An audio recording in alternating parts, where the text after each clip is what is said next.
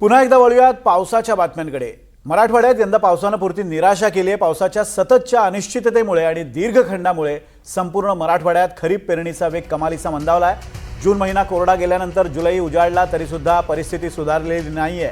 आता महत्त्वाच्या पिकांचा पेरणीचा वेळ सुद्धा संपलाय। तसंच पेरणीची आकडेवारीच मराठवाड्यातील या भीषण वास्तवाची साक्ष देते। 10 जुलैपर्यंतच्या अहवालानुसार मराठवाड्यात सर्वसाधारण क्षेत्राच्या तुलनेत केवळ 64% पेरणी पूर्ण होऊ शकली आहे। मराठवाड्याचं एकूण खरीप सर्वसाधारण क्षेत्र हे 49,72,766 हेक्टर इतकं आहे। मात्र पावसानं दगा दिल्यामुळे यापैकी केवळ 31,80,975 हेक्टर क्षेत्रावरच पेरणी पूर्ण होऊ शकली आहे।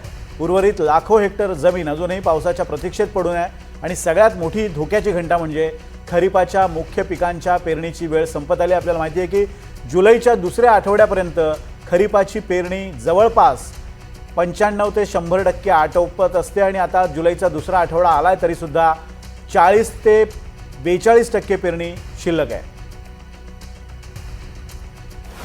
तर इकडे नाशिक जिल्ह्यात यंदा फक्त 34%च खरीप पेरण्या झालेल्या आहेत। पावसात खंड पडल्यानं शेतकऱ्यांसमोर पेरणीचं मोठं संकट आहे। गेल्या 3 दिवसांपासून पावसाची विश्रांती आहे, त्यामुळे सोयाबीन, मका आणि बाजरीसह खरीप पिकांच्या पेरणीला मोठा फटका बसण्याची शक्यता आहे। नाशिक जिल्ह्यातील शेतकरी अद्यापही पावसाच्या प्रतीक्षेत आहेत आणि याविषयी बोलण्यासाठी आपल्या सोबत प्रांजल कुलकर्णी आमचे प्रतिनिधी आहेत। प्रांजल, नाशिकातली ही परिस्थिती अतिशय गंभीर मुद्दा आहे, कारण नाशिक हा तसा चांगल्या बऱ्यापैकी पावसाचा प्रदेश आहे आणि या वेळेला अल निनोचा इफेक्ट नाशिकवर सुद्धा जाणवतोय। कशा पद्धतीने स्थानिक स्तरावर, विभागीय स्तरावर नियोजन केलं जात आहे?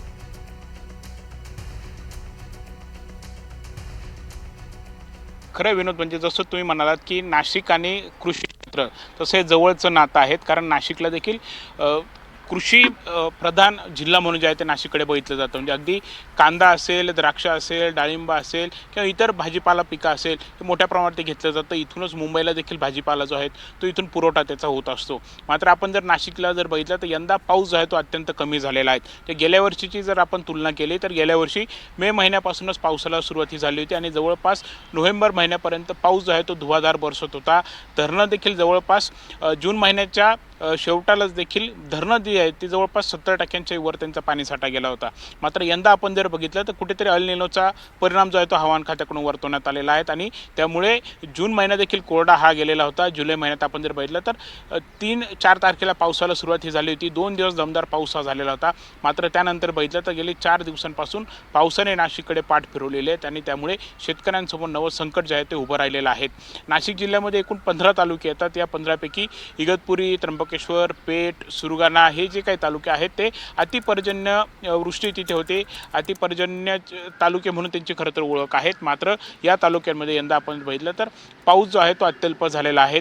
खास करून इथे भाताची लागवड ही मोठ्या प्रमाणात घेतली जाते। मात्र यंदा आपण जर बघितलं तर सर्वाधिक फटका जो आहे तो भात पिकाला बसलेला आहे। जवळपास 93,000 हेक्टरवरती नाशिक जिल्ह्यामध्ये भाताची लागवड जी आहे ती केली जाते।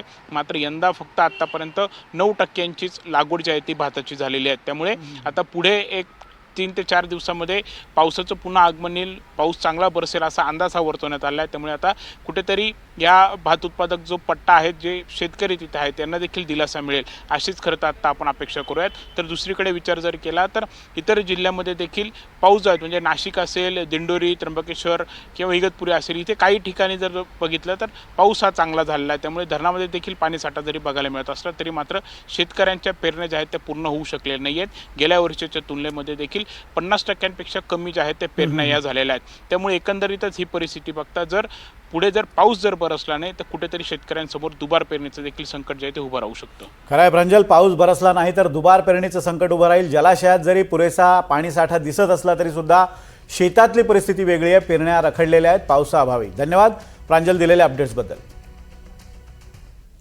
तर यवतमाळ जिल्ह्यात सुरुवातीला झालेल्या समाधानकारक पावसानंतर आता गेल्या 5 दिवसांपासून पावसानं दडी मारल्यानं शेतकरी वर्गामध्ये चिंता पसरली आहे।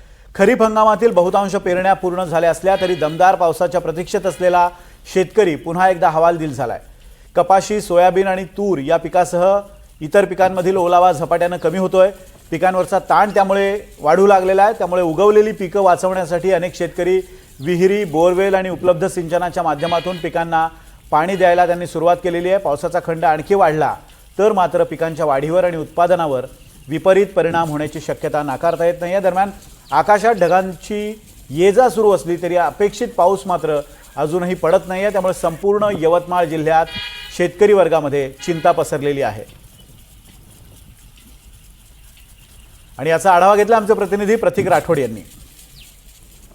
यवतमाळ जिल्ह्यात सुरुवातीला झालेल्या समाधानकारक पावसानंतर आता शेतकरी वर्ग पुन्हा चिंतेत सापडलेला आहे. कारण अद्यापही पाऊस 5 दिवस होऊन शेतामध्ये पाऊस बरसलेला नाही आहे. आपण पाहू शकता की शेतामध्ये जे कपाशी शेतकऱ्यांनी पेरलेली आहे त्या कपाशीकरिता शेतकऱ्यांनी आता वरच्या पाण्याने त्यांना निराशादायक परिस्थितीनुसार त्यांनी सिंचनद्वारे या कपाशीला पाणी देण्याचं काम शेतकरी वर्ग करत आहे. आपण पाहू शकता की कशा पद्धतीने शेतामध्ये कपाशी पेरलेली आहे त्या कपाशीला शेतकरी जे आहे तो पाणी देण्याचं काम आज शेतामध्ये शेतकरी वर्ग करू राहिलेला आहे.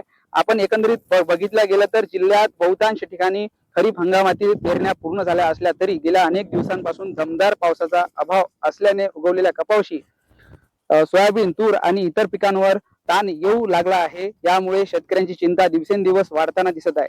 सुरुवातीच्या पावसावर विश्वास ठेवून अनेक शेतकऱ्यांनी पेरणी केली. काही ठिकाणी दुबार पेरणीचे संकट ओढवले तर त्यातून सावरत असताना आता पुन्हा पावसाने दडी मारल्याने शेतातील ओलावा झपाट्याने कमी होत आहे.